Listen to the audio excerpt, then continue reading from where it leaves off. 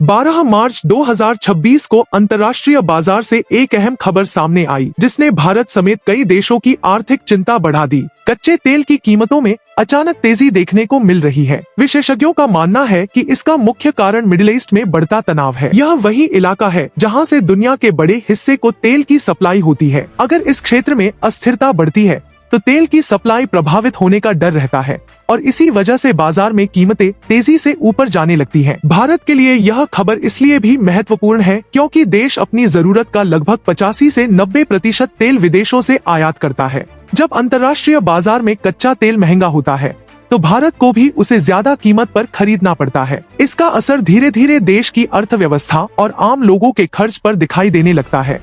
तेल की कीमतों में बढ़ोतरी का असर सिर्फ पेट्रोल और डीजल तक सीमित नहीं रहता। ट्रांसपोर्ट से लेकर उद्योग और खेती तक कई ऐसे क्षेत्र हैं जो ईंधन पर निर्भर करते हैं। जब डीजल और पेट्रोल महंगे होते हैं तो ट्रकों और दूसरे वाहनों का खर्च बढ़ जाता है। यही वाहन रोजमर्रा का सामान जैसे सब्जियां, फल, अनाज और अन्य जरूरी चीजें शहरों तक पहुंचाते हैं। जब ट्रांसपोर्ट महंगा होता है तो बाजार में सामान की कीमतें भी धीरे धीरे बढ़ने लगती हैं। आर्थिक विशेषज्ञों का कहना है कि अगर कच्चे तेल की कीमतें लंबे समय तक ऊंची बनी रहती हैं, तो देश में महंगाई का दबाव बढ़ सकता है।